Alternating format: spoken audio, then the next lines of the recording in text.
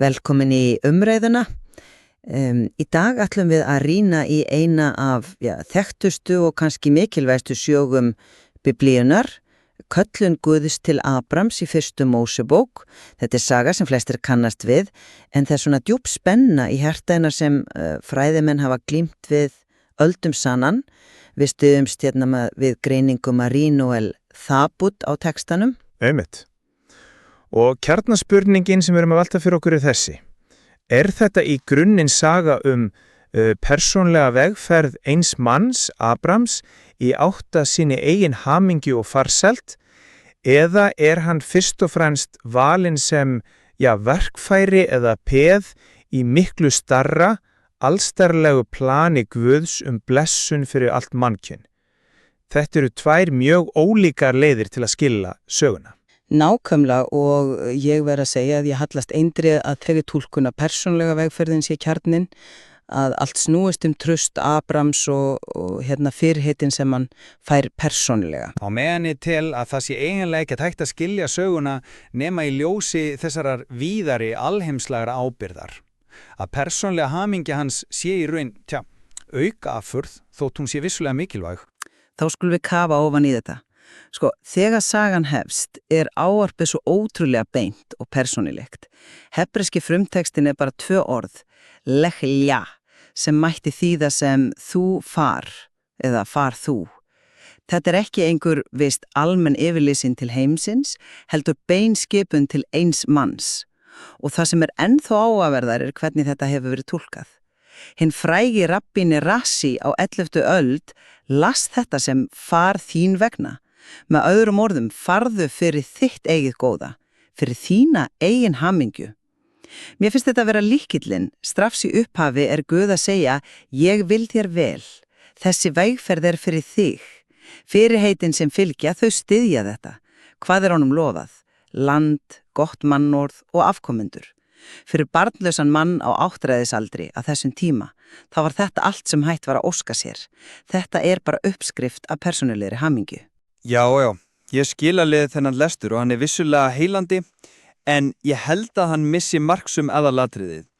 Já, kallið beinist að einu manni, en til hvers?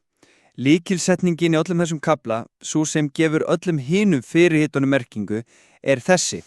Í þér munu allar ættkvíslir jarðar blessun hljóta. Þetta tilgangsyfirlýsingin, það markmiðið með öllu saman. Eins og Thabut bendir á í síni greiningu, þá finnum við enga köllun í Biblíunni sem bara fyrir persónlegan ávinning þess sem kallaður. Hún alltaf til þjónustu við stærri heild. Þegar textin segir í þér, merkingin í raun í gegnum þig. Abram á að vera farvegur, leiðsla fyrir blessun Guðs út í heiminn. Þannig að landið, afkomendurnir og mannorðið ekki lokadagsmarkið. Þau verkfærin sem hann þarf til að uppfylla þetta alheims hlutverk. Þú ættu þá að segja að Abram hafði reynist í skilið tilgangi með þessu öllu þegar að lagða af stað. Hann bara haldið þetta snerrist að hann fengi land og son. Já, að vissu leyti. Ég held að fullu skilningur að þessari alheimsvið hafi ekki verið til staðar í upphafi. Thabut nefnir einmitt að þessi skilningur hafi dýpkað verulega seinna í sögu Ísraels, sérstaklega í útleiðin í Babylon, á 6. öld fyrir Krist. Það áhugaverðu punktur útleiðin í Babylon. Getur þú útskýrt nánar hvers vegna sú reynsla hefði breytt þessum skilningi svona mikið? Landlausir, musterislausir, umkringdir af framandi menningu með voldugu guði. Þeir stóðu frammi fyrir 2 kostum. Annarkvort var Guð þeirra sigraður og máttlaus, eða þá að hann var í raun Guð allsheimsis, Guð Babyloniumanna jafnt sem þeirra og hafði leitt þessari útleið að gera sem hluti af stærri áætlun. Þeir völdu síðari kostin. Þessi reynsla neyddi þá til að endurlesa sínar eigin sögur, þar á meðal söguna af Abram, og sjá þennan alheimslæga þráð sem hafði verið þar allan tíman. Skyndilega var setningin í þér munu allar ættkvíslir jarðar blessun hljóta ekki bara eitthvað falleg setning heldur sjálfur kjarnin í tilvist þeirra sem fólks. Hún útskýrti tilganga þeirra í heiminum. Þetta mjög sterk söguleg röksemdafærsla. En ég ekki alveg tilbúin að gefa eftir mikilvægi þessara persónlegu túlkunar Rassi, far þín vegna. Jafnvel þótt alheimsvitin hafi komið síðar, þá það mannlega og sálfræðilega hlíðin sem svo sannfærandi í upphafi. Abraham beðinn að yfirgefa allt sem hann þekkir, land, ætt og feðurhús. Það er gríðarleg fórn. Hvaða hvatningu hefur hann til að taka þetta stökk út í óvissuna, nema þá djúpu sannfæringu að þetta sé honum fyrir bestu. Trustið sem hann sýnir verður að byggjast á tilfinningunni fyrir því að Guð vilji honum persónlega vel. Án þess er engin grundvallur fyrir sambandi þeirra. Þetta er öflug pæling. En það er athyglisvert að Thabut sjálf dregur þessa túlkun Rassi svolítið í efa. Hún kallar hana trúarlega yfirtúlkun. Hvað á hún við með því? Og meinar að þetta sé fallega og djúp guðfræðilega íhugun sem síðari kynslóðir lasu inn í textan en kannski ekki það sem upphaflega höfundanir mynduðu með þessari einfalda næstum napurryrtu skipun. Far þú. Bókstaflega er þetta bara boðorð. Þannig áherslan í frumtextanum geti einfaldlega verið á hlýðninni sjálfa, á þann verknað að bregðast við kvalli Guðs í blindu trausti. Abraham fer að því að Guð segir honum að fara. Það er trúarátögnin, óháð því hvaða persónulega ávinningur fylgir með. Kannski er það of nútímaleg hugsun að krefjast þess að hann skilji allan persónulegan ávinningur fyrirfram. Ég er ekki alveg sammála því. Persónulegi þátturinn er flétatur inn í textan sjálfan, ekki bara ekkur síðari tíma túlkun. Skoðum til dæmis þessa setningu. Ég mun blessa þá sem þig blessa, en þeim sem þér formælir mun ég formæla. Hér er afstaða heimsins til Guðs, mæld út frá afstöðu heimsins til Abrams persónulega. Samskiptin við hann sem einstakling verða mælikvarðinn og blessun eða bölvun. Hann er ekki bara ekkur hlutlaus póstburðardrengur fyrir guðlega blessun, persóna hans og örlög eru í algjörum forgrunni. Þjóðirnar þurfa að díla við mannin Abram. Ég myndi mitt snúa þessu við. Þetta sýnir að Abram er hættur að vera bara venjulegur maður. Hann er orðinn fulltrúi, jafnvel holdgerfingur fyrir áætlun Guðs. Þegar þjóðirnar mæta honum, þá eru þær ekki bara að mæta hirðingja frá Úr í Kaldeu. Það er að mæta fyrirhætinu sjálfu. Þess vegna snýst val þeirra ekki hvort þeim líki persónulega vel við Abram, heldur hvort þeir vilja taka þátt í þeirri blessun sem flægir í gegnum hann. Frelsi þeirra felst í því að samþykja eða hafna áætlun Guðs sem hann er sendiboði fyrir. Þannig verður persónulegt huldverk hans algjörlega samofið og í raun undirskipa þessu alheimshlutverki. Þetta er áhugaverð leið til að ramma þetta inn, en ef við lítum til Nýja testamentis sem Thabut gerir, þá finnst mér persónlega áherslan koma aftur fram. Pál póstuli talar fagnaðarerindi sem það að tortíma dauðanum og leiða í ljós líf og óforgengileika. Þetta er djúpstæð persónlega reynsla og gjöf til hvers og eins. Sálmur 32 sem einnig verð vitnað í, talar að Guð vaki við þeim sem óttast hann. Þetta er lýsing á innilegu persónlegu verndarsambandi, nákvæmlega eins og því sem Abram stígur inn í.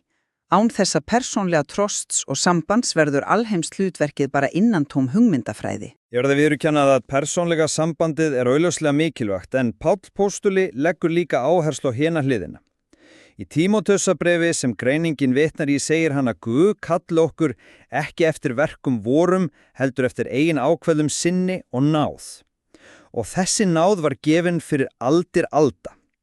Þetta styður eindregið þá hugmynd að köllun Abrams sé hluta fyrirfram ákveðni kosmískra áætlun sem er algjörlega óháð persónulegum þörfum hans eða verðleggum. Hann er valinn til að gegna hlutverk í þessari stóru frásögn. Persónulega vegferð hans er nauðsynleg en hún er alltaf í þjónustu við þetta stærra markmið. En hvað þá með hann sé kallaður faðir í trúnni? Það er líkil hugtak. Hann er fyrirmynd einmitt vegna þess hann sýnir þetta einstaklingsbundna persónulega trást. Það er brottferð hans út í ófissuna þar sem hann hefur ekkert nema orð Guðs til að styðjast við sem er kjarnin. Það er þessi persónulegi trúarstyrkur sem gerir hann að föður fyrir milljóni manna. Það er fordæmið sem veitir innblastur, hann sýnir okkur hvaða þýðir að treysta. Það er stofnun. Lykulatriðið hér er nafnbreytingin, þegar hann hættir að heita Abram og er kallaður Abraham. Sú breyting er ekki snirtileg. Abram þýðir eitthvað á líka við upphafum faðir, en Abraham er þýtt sem faðir margra þjóða eða faðir múks og mergðar. Nafni sjálf staðfestir að hlutverk hans var frá upphafi að vera uppspretta fyrir alheimssamfélag, ekki bara fyrirmynd fyrir einstaklinga. Þannig að persónulega trú hans er vissulega mikilvæg, hún er forsenda fyrir öllu, en hún er mikilvæg vegna þess að hún setur þessa alheimshreyfingu af stað. Það er hlutverkið sem gefur persónulegu trúni hennar varanlegu merkingu. Ég get fallist af að hlutusti sé mikilvægt, en ég held samt að þú sért að vanmeta þetta frumskref. Þegar ég les þessa sögu, þá það sem grípur mig alltaf aftur og aftur þessi mynd af einu manni sem stendur frammi fyrir ómögulegu vali og þorið að treysta. Þetta í grunninn saga persónulegt samband og þá umbreytingu sem fylgir því að þiggja boð Guðs framtíð gegn öllum líkum. Blessunin sem á því sprettur fyrir allan heiminn stórkostleg afleiðing, en hún ekki forsendan fyrir kölluninni sjálfri. Án persónulegs trusts Abrams, án þess að hann skynji að þetta sé fyrir hann, hefði engin alheims áætlun nokkrum tíma farið af stað. Og þegar ég lesi þetta, þá sé ég upphafið af frelsunar áætlun Guðs fyrir allan heiminn. Ég sé fyrsta skrefið í langri sögu sem alla leið í gegnum Biblíuna. Persónuleg vegferð Abrahams vissulega dramatísk og heillandi, en hún óaskiljanleg frá þessu þjónustu hlutverki að vera farvegur blessunar. Án þessa alheims tilgangas væri þetta bara saga af manni sem augnaðist vel. Saga sem myndi varla skipta okkur máli 1000 árum síðar. Það þetta víðara alheimslega hlutverk sem gefur persónlegu kölluninni hennar raunverulegu og varanlegu þýðingu. Það þó ljóst, og þar erum við kannski sammála, að þessi tvö sjónamið ofin saman í textanum sjálfum á ótrúlega flókin hátt. Það kannski ekki hægt að slíta annað alveg frá hinu. Þessi greininga sýnir vel hversu marglaga og rík þessi stutta frásögn í raun og veru Nákvæmlega, og það kannski það sem gerir hana svona grundvallarsögu. Hún heldur þessari spennu milli einstaklingsins og heildarinnar, milli persónlegar farseldar og alheimslegar ábyrðar. Og það verðugt fyrir hvern og einn að íhuga hvaða þáttur vegur þyngra í eigin skilningi, því báðir búa yfir djúpum sannleika hvaða þýðir að vera manneskja í heimi Guðs.